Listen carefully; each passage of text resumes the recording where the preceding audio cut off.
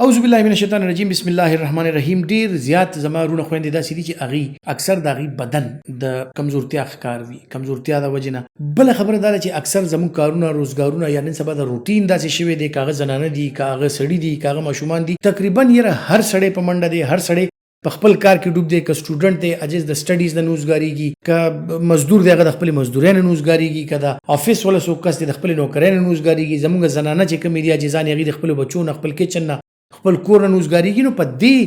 دغه د غاڼې او سایکل چې شروع دی چې سحر شي ماښام شي سحر شي ماښام شي، موږ نه پکې ډیر سیزونه داسې چې موږ نه هیر شي، هغه موږ نه پاتې شي، او موږ که کوشش کوم چې دغه سیزونه پوره کړو نو هغه سیزونه اکثر موږ پوره کولی نشو. جی روټین داسې دی، راغم جی ستړی شوم،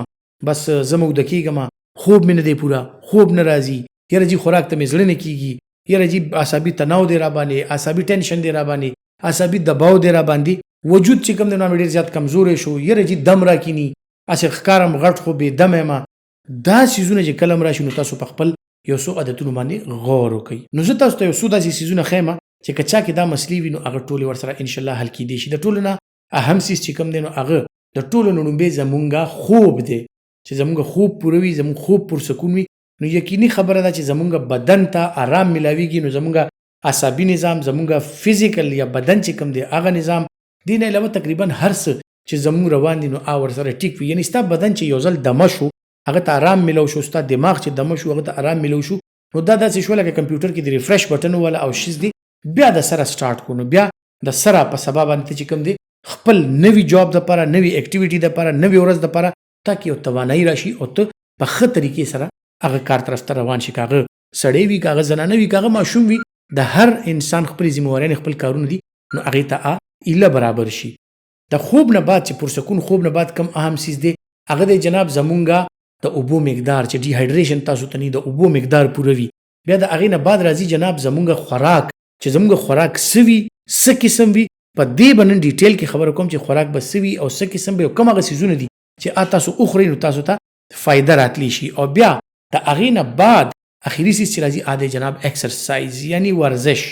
هغه که ذهني ورزش دی، هغه جسماني ورزش دی، هغه هرې طریقې سره چې ته خپل ذهن هغه جاری ساتي، په چلن کې ساتي، په چال کې ساتي، چالوي ساتي، او دغه خپل بدن هم چې په داسې طریقه باندې ستا بدن د اکټیویټیز روان وي چې ستا بدن کمزوري کیږي نه او بدن دې ښه وي. نو دې باندې دا یو څو څلور پنځه سیزونه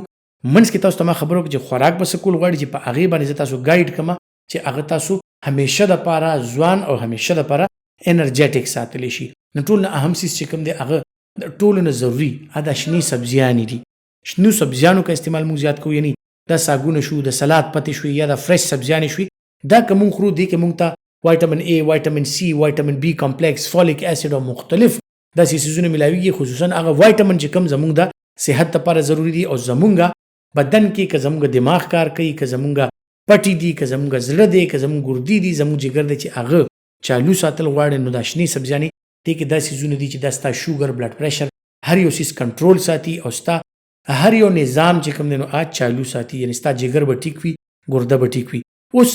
که نور سیزونو زه ذکر کوم هغې نه مخکې به دا ذکر وکړم چې لکه مونږ دا پروټینز، غوښې او غوړ او دغه روغنونه او دغه سیزونه خورو، نو هغې سره یقیني خبره ده زموږ بدن کې چې کوم دغه فاضل سیزونه پیدا کیږي، یعنی د هغې د هاضمې نه بعد نو هغې کې فری ریډیکلز هم ډېر پیدا کیږي، هغه سیزونه پیدا کیږي چې هغه زموږ وجود لپاره خطرناک دي. نو بیا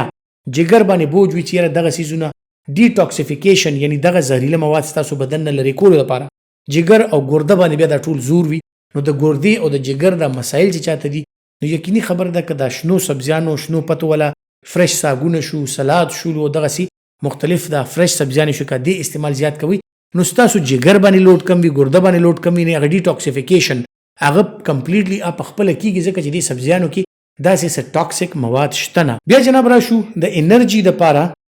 ډېر ضروري سیزونه چې کوم دی د پولټري دا، فش دا او انیمل پروټینز دي، یعنی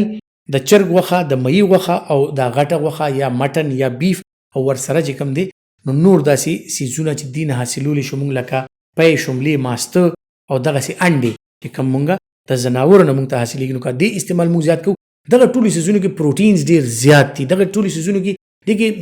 غټه غوښه کې، نری غوښه کې دې کې فیټس دي، پروټینز دي، ورسره چې کوم دی د انډه کې دې کې معمولی شان فیټس او پروټینز دي. بیا په چرګ یا د مې چې کوم سپینه غوښه ده په هغه کې مختلف فیټس او پروټینز خو فیټس د مې ول چې کوم دي هغه کې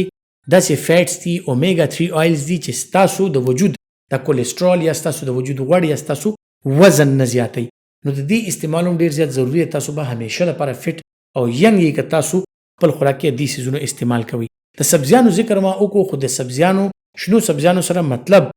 فروټس هم یعنی میوه دانه هم هغه چې هر قسم ته دي هغه استعمال که تاسو زیات کوئ پکې اوبه به انتها زیات دي وایټامینز پکې به انتها زیات دي فولیک اسید دی پکې مختلفو سيزونو کې مختلف نمکیات دي پکې په دغه فروټس کې نو که دغه استعمال مونږ زیات کوو یقیني طور زمونږه د سترګو نظر د غوګونو اوریدل د اعصابو چې دا کم فنکشنز دي زمونږ سکن دا ورسره بهترین وي دینه علاوه زمونږ پټي زمونږ اډوکی زمونږ هاضمه دا هر څه ورسره بهترین وي زمونږ جګر زمونږ ګرده دا هر څه ورسره بهترین وي نو که تاسو دا وګورئ دا یو کمپلیټ ډایټ پلان دی یعنی دا څنګه د چیزی دا کس کم دی غوخه جی عمر لنه خوري بس د غوخه سره نه لګي نو یقیني طور هغه کې بیا نور مسایل راشي پروتین او کمی او مختلف دای سيزونه راشي یاره چې دا که سبزی بالکل نه خوري او چې کوم که سبزی نه خوري نو هغه یقیني طور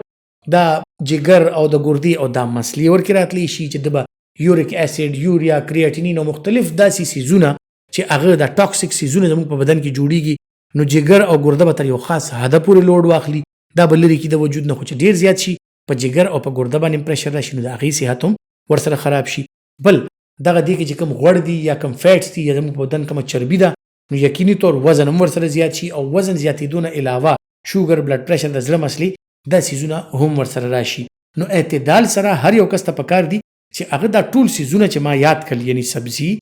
اوبه فروټ ورسره چې کوم د انیمل پروټینز پلانټ سورس پروټینز یعنی دالونه لوبیا چنا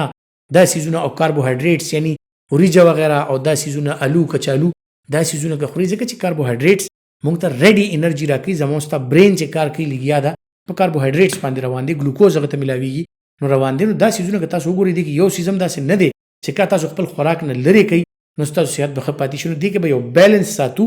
چې یاره زما خوراک کې کوم د سبزیانې وي فروټس هم وي چرګم وي مېم وي غوښه وي هغې نه علاوه پی شملې ماسته دا سيزونه وي نو دا ټول کوي او دې سره سره زه بیا دا خیال ساتم چې زه خپل ایکسرسایز هم کوم ځان فرش هم ساتم او د خپل صحت خیال هم ساتم نو یقیني طور دې سره صحت چې کوم د ډیر زیات خوشي او هغه چې وایي کنه چې فار ایور ینګ یعنی همیشه لپاره اکثر خلک ډیر ځوان پاتې شي ویره جی فلانه کس دا یو کال شو ماشاءالله خو ډیر روغ صحت دی جی نو روغ صحت زکه دې زمارونه چې هغه په خپل صحت باندې خواري کړی دا نو کوم ته هم په خپل صحت خواري وکړو زموږ صحت به ان شاء الله روغ وي او خبوي الله مو روغ جوړ لره دا ویډیو چې کوم دي دا لایک کوي هم دا شیر کوي هم او د نوې ویډیو انتظار کوي تاسو ته ان شاء الله ډیر زیات هیلپ ټیپس تاسو ته کوم چې کوم ستاسو د صحت لپاره به ان شاء الله ضروری وي بل ډیر خیال ساتئ الله پامان